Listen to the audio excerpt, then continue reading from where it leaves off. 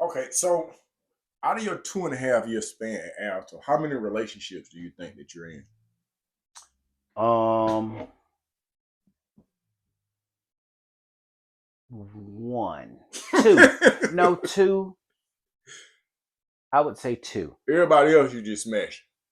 No, yeah, I wasn't smashing people like that because if I was with you, I was with you. You was the Okay, only one that I was messing with. yeah, And as far as um having a reputation of jumping from this person to that person or whatever, I found that a lot of people that did that, they did it for financial means, mm, and I didn't have to. You know, Fortunately, I was one of the ones to where it's like I had the outside support, the family right. support, A lot of to people where don't I have that, didn't have to so it was on your own solicit choice, myself for cookies and pies and right? all that stuff there. So when I did get with somebody, it was me and you, or Okay. me and that person. Now, have you ever seen? Okay, so a number of questions just crossed my mind. Is there some type of bond that you have with other individuals who are interacting? Uh, I want to call it a sisterhood, but I don't want to be Hmm. disrespectful. Hmm. So is it a such thing? Is it are you interacting with other homosexuals As far as what? like a like how can I say uh Sexually? no, you know, like how you Now, know. as far as now, if we were in the dorm together, then we communicated Okay, and that's stuff like that. Because I do know that when I was in diagnostics, it was me. It was this guy by the name of which Nikki, hmm and I don't know if Nikki was still there when you guys were still there, okay. but and it was this guy by the name of Maypop. Maypop, he was kind of iffy because he one minute he would be gay, the next minute he was straight, and this, that, and the third. But at the same time, you he was confusing. But then you had over in the mental health part of it, hmm you had a few people over there that Now, what was y'all mental health at that time? What? oh, mental health was. I don't forgot what it. I think mental health was. We had a B unit. Okay, Now we had a B unit, and B unit was right beside the annex, okay, but it was fenced off, gotcha. and it was like an ITP program. When I left, it was like an ITP program, and then the other dorm was like mental health. That's how it was. Our G1 and G2. G1 was ITP. G2 was mental health. Hmm. And I have been to ITP way too many. They probably should have just sent my ass to G2. Hmm. But okay, so um, do you ever see somebody, because you're not forced into this lifestyle? This is who you are, This, yeah. and you have a standard, and you move in a certain kind of way. So I Hmm. have two questions. My first question is: have you ever seen somebody forced into the lifestyle by way of poverty? Physically, Go ahead. no, because to be honest with you, I've never even seen any other couple in the midst of doing anything. I haven't seen it. I knew that it existed, but as far as like say I walk into this particular room and see somebody going at it, Mm-hmm. I never even seen that. Okay. And I guess because even though I may have known that it was going on, Mm-hmm. out of respect, I never went into that situation Right. because even when I go in my cell and I decide to pull my door up, it means do not This is private. disturb. Yeah, this is a private time. And but over the course of time, I was with, you know, friends with a lot of, of the gay guys and stuff, what the sissies. But I was friends with a lot of them, and some of us are still friends even to this day. The ones that are still here, Mm-hmm. but and we got along well.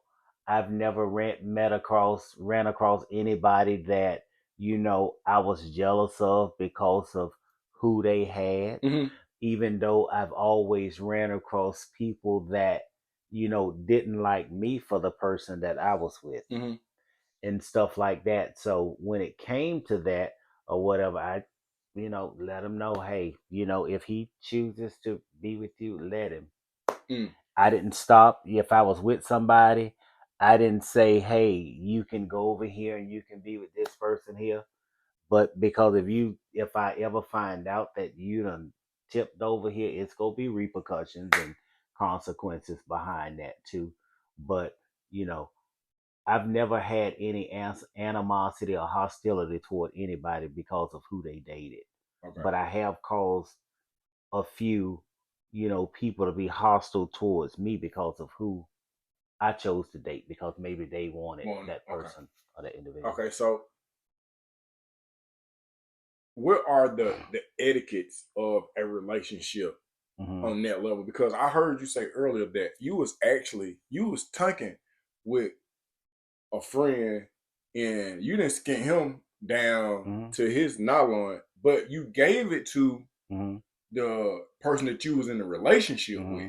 So what would some of the things be that the day to day that people on the outside would not understand about your relationship? Um. Well, first of all, one of the things that they probably wouldn't understand about the relationship because people want to come up here and kind of like ostracize homosexual as a whole. Mm-hmm. But we're a people just like everyone else. Mm-hmm.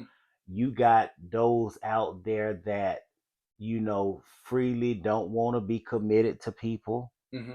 and want to go out here and and do things abroad and stuff like that. Then you actually got those that hey, if I find you attractive, I want to find that also that you're enough Mm-hmm. and stuff like that. So because the first thing that a lot of people on the outside are gonna look at someone who lives an alternate lifestyle, Mm-hmm. they're gonna say, oh, they ain't doing nothing but spraying AIDS. They're not doing nothing but spraying HIV and stuff like that. Not knowing that, unhealthy sex practices, is where AIDS and Mm-hmm. HIV come from, but Mm-hmm. it's no longer just in the homosexual community. So when people start looking at it now and saying, okay, it's like, being more open minded, Mm-hmm. then, it's like they'll be able to accept it a whole lot better. Gotcha. But people, a lot of people, and especially a lot of older generation people, Mm-hmm. they're closed minded to a lot of things. So until they open up their minds and realize that, hey, you don't know about this because you haven't taken the time out to To really, be right? You and just investigate it, assuming. then yeah, you're making assumptions. Okay. Inside, are there rules that you have to abide by? Like, can you gamble with somebody and you keep his stuff? Did when you gave the nylon to him, was that a choice of your that was your choice, or was there it any? was it was strictly my choice You could have kept that nylon if you for wanted to. myself. Yeah. Okay, but that's in your situation. Have you Hmm. seen another couple and it would have been a totally different ball game?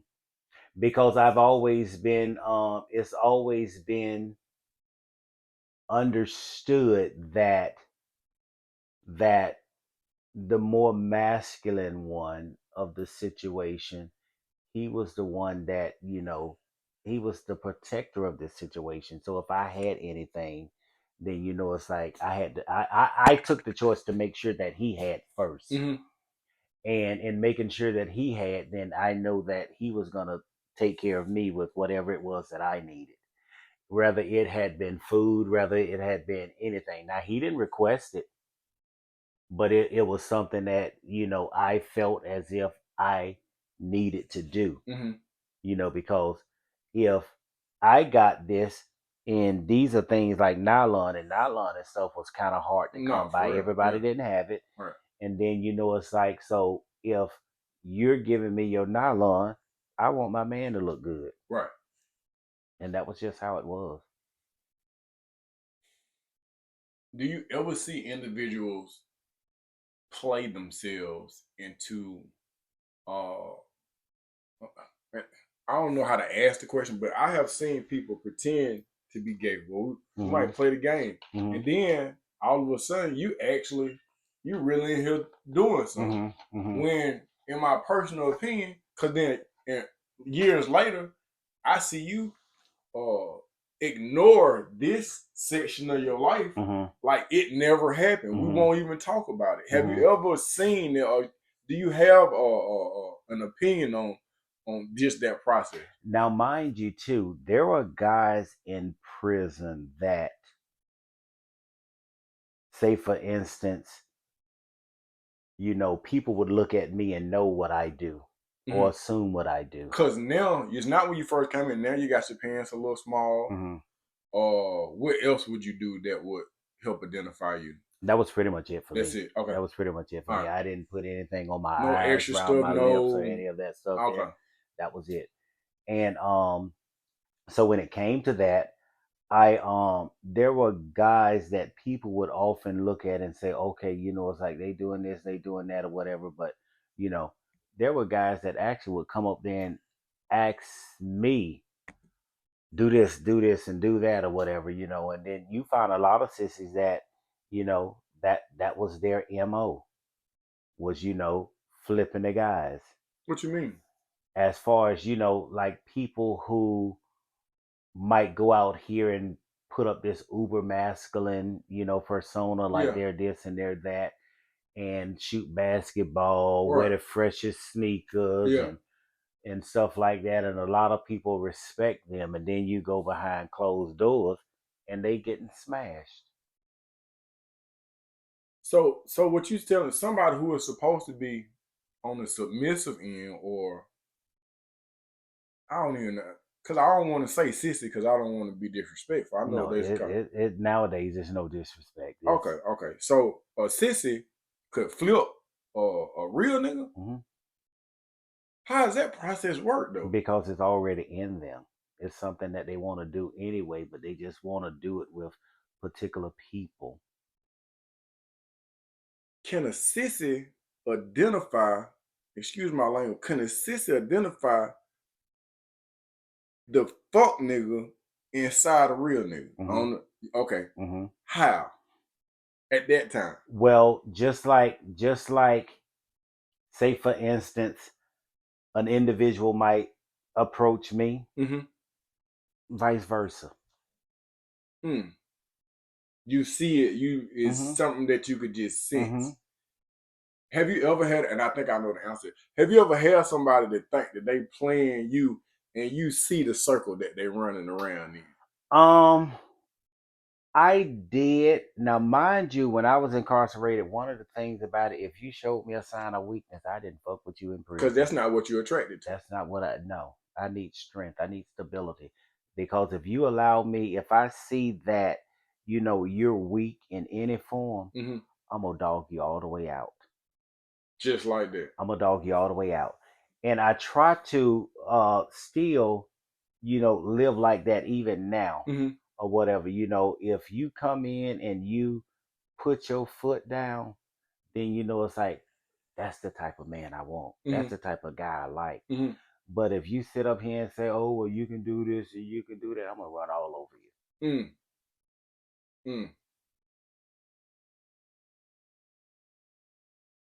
How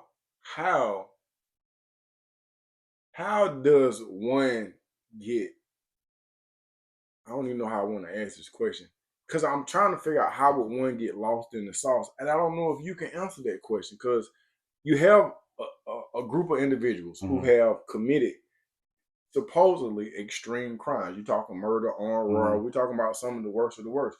But many of us, we just starting to our personalities are just coming about. My core being is coming into place while I'm at Alto. You see what I'm saying? But I seen people play themselves to death. You played this role, you played this hard role. Do you ever get a grip on who you are, or are you so, because you strong-headed, you strong-minded. Are you just simply who you are the time that you're at Alto? I'm who I am even now. And I mean, growing up, and I'll go back a little bit. I'll go all the way prior to getting to Alto. There was a situation when back in 1989, 88, I ended up jumping in the car Mm-hmm. with a white guy. The white guy propositioned me and I accepted. He How old are but you? I'm like 15, Okay. 14.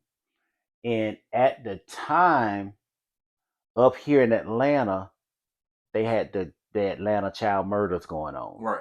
So that had permeated through the whole state You of know what? Georgia. I just talked to Wayne Williams a couple of weeks ago. hmm That's a totally different conversation. hmm But it had permeated through the whole state of Georgia. So all the kids everywhere was kind of like timid when it came to being outside and stuff like that. So I had jumped in the car with this one white guy, and he ended up going to South Carolina, which is right on the neck of Augusta, Okay. right across the bridge. So, and me thinking, okay, we're just gonna go and do this in this area. You're Mm-hmm. not gonna take me outside of the area. Mm-hmm. So when I ended up, you ended up taking me to South Carolina. So now I'm out of my zone. I'm Right. out of my comfort Right. zone, my living space, and all this stuff here. So when you get me over there, so now the only thing I'm thinking about, this cracker finna kill me. He Yeah. finna kill me. Stuff like that. So I ended up coming up with all kind of theories about how to get out of this car. So I even Mm-hmm. came up and I told him, I said, listen, I gotta use the bathroom. I gotta use the bathroom bad. Yeah. And he kept saying, oh, we'll be at my house shortly. And I was like, I can't hold it. I can't hold it. So when he finally let me out of the car and he was like, okay, I'm gonna go around here and turn around and I'm gonna come and pick you up on this side of the street. Mm-hmm. So when he said that, I immediately took off running in the opposite direction. And I got up here and I knocked on this lady's door Mm-hmm. and her dog began to bark. And so when she opened up the door, and she was kind of leery at the time. And I was like, "Ma'am, listen." I say, I'm from Augusta, Georgia. I'm Mm-hmm. 15 years old. The only thing I want you to do is call the police for me." Okay. She ended up calling the police. The police came. They took me back then in South Carolina. They didn't call them police stations. They called them precincts. Okay. So they took me to their precinct. By the time I got there, they had put out an APB on the car that the guy was in. So by the time I got to the precinct, they was actually bringing him in. Mm. And he admitted to them that he had given me money for particular favors. Right. And at the time, he had given me the money, and I took the money, folded it up. And in Alto, and in any institution, there's a term, it's called Mm-hmm. suitcasing. Mm-hmm. And that's what I did. I suitcased the money. Mm-hmm. And when we got down there, they scripted me and they searched me, couldn't find anything. He Mm-hmm. was like, I gave him this, I gave him that. And so by this time now, they got to call my mother. Okay. So they got to call my mother and tell my mother everything that transpired. Mm. So this was like my coming out story. Got you. And when I got there, when my mom came to get me, and we had a long, quiet ride home because it was like an hour or so away. Mm-hmm. We had a long, quiet road. That next morning, she came and she got me up. She got my brother and sister up for school. She told me to lay down. And we talked for lunch. And that's when we had an all out discussion. And right then and there, that's when my mother told me, regardless of who you are Mm. and what you are, you're my son. Period. And with that, it was like 1,000 pounds of weight Mm. had been lifted off of my Mm. shoulder because Mm. for the past 4 or 5 years, Mm-hmm. I've been carrying this weight, Mm-hmm. even though they knew what it was Right. anyway. But it was that situation that brought everything to the light. So prior to going to Alto, one of the things my mother, well, two of the things my mother always told me, regardless of what lifestyle you live, don't let nobody do and handle you any kind of way. Mm-hmm. And she said, number two, don't wear no dresses in my motherfucking house. Just like that. And so those were two of the things that I abided by growing up, in which I live by even to this day, because I know that some people grow old and some people's mothers tell them, say, well, you know, hey, be who you are. But it's never been in me to put on makeup. Never been in me to put on put on dresses or any of Mm-hmm. that stuff there. And that was, a part of my acceptance Mm-hmm. because I didn't have to do that to be accepted. Gotcha. And a lot of people do that to be accepted. And did they give you when your mama had when you and mama had that conversation and she taught you be you? Hmm. Did they give you a degree of I say confidence, but Hmm. you all right with Hmm. yourself? You Hmm. okay? Well, Hmm. Hmm. you see what I'm saying? Hmm. I think that's needed in any situation. I Hmm. don't care what's going on, because for your parent to say, "Hey, I see who you are. Hmm. I love you. I don't give a fuck Hmm. what's going on." And that kind of like set the tone because another thing she told me once I had gotten incarcerated, she was like, if I come to visit you Mm-hmm. and you done wore ass whoop and somebody done beat you up and somebody done did this and somebody done did, she said, I can't respect that. I can't accept that. She said, but if I travel 200 miles to come up here and see you Mm-hmm. and they tell me that you're in the hole, she said, I'll ride back home with confidence knowing that you're okay. Mm-hmm. And that was some of the things that made me fight going in because I knew that if I let somebody do something to me, I'll be letting my mom down. Mm-hmm. Okay. And it was a time I done wore ass whooping in jail. For what? I have wore ass whooping in jail because me and this one guy, we had been messing around and he wanted more out of the situation than I did Mm-hmm. because I didn't like you like that, even though we used to mess around and stuff like that. And he had kind of like gotten caught up. And I went to play with him one day.